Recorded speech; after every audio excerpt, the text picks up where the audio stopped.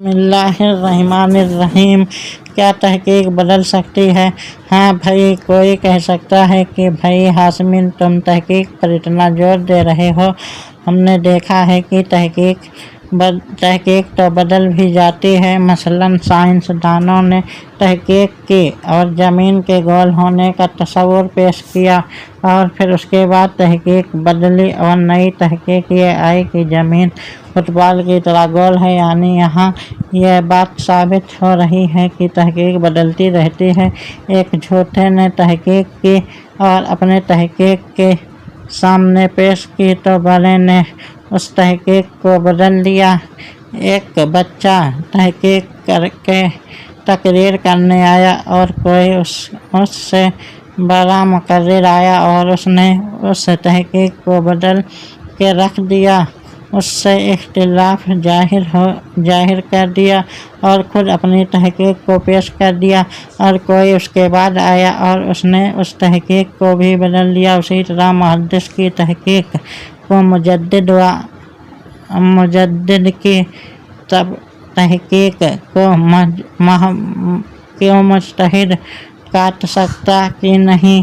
ہاں بھائی، بدل سکتا ہے، اور تمہیں آسانی سے مثال سے یہ بات سمجھا دوں۔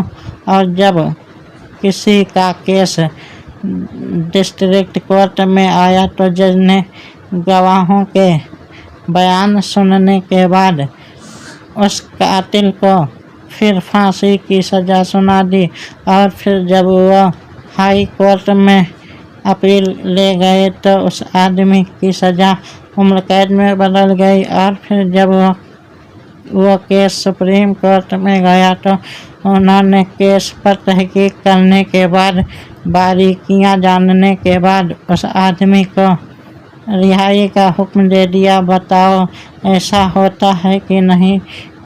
ڈسٹرکٹ کورٹ کا فیصلہ ہائی کورٹ میں پہنچ گیا، اور ہائی کورٹ کا فیصلہ سپریم کورٹ میں سپریم کورٹ میں چیلنج ہو گیا۔ اصل بات یہ ہے کہ ڈسٹرکٹ کورٹ کے سامنے جب کیس کیا گیا تو انہوں نے FIR کی کاپی چیک کرتے ہوئے گواہوں کے بیان سننے، مدعیوں کی بیانات لینے کے بعد یہ تحقیق کیا کہ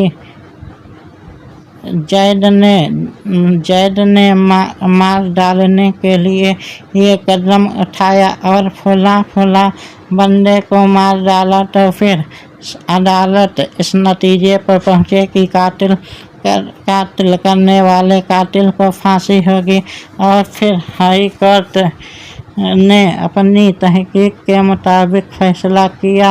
اور جب یہی کیس سپریم کورٹ تک پہنچا تو انہوں نے کہا قتل تو فلاں وقت ہوا، اور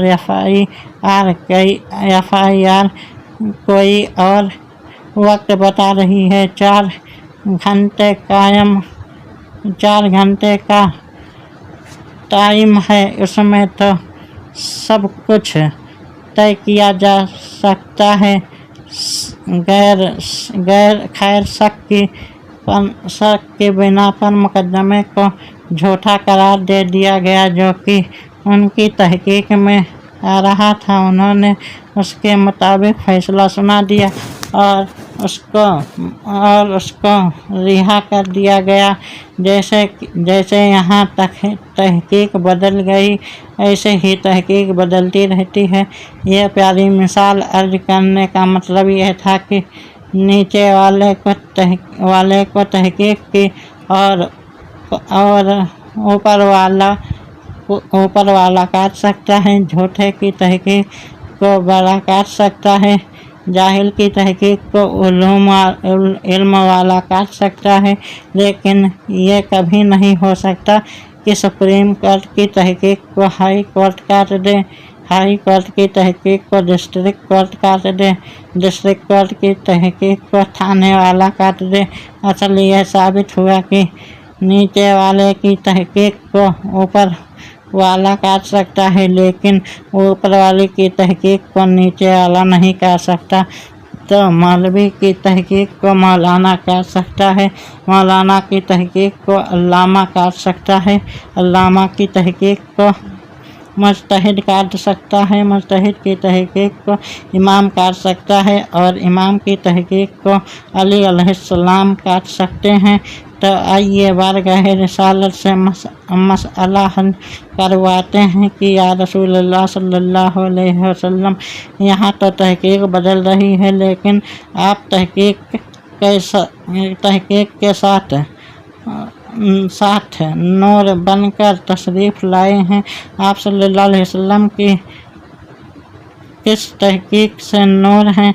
तो कुर्बान जाऊँ, जब कुरान दे रहा है कद जाअकुम मिनल्लाहि नूर, तहकीक आया तुम्हारे पास अल्लाह की तरफ से, यानी ये तो परवरदिगार की तहकीक है, उसको तो कोई काट नहीं सकता, इसलिए कि उसको तो वो काटे जो अल्लाह से ज़्यादा इल्म वाला हो, जो अल्लाह से ज़्यादा कुदरत वाला हो, जो अल्लाह से ज़्यादा ताकत वाला है, जो अल्लाह से ज़्यादा पावर वाला है।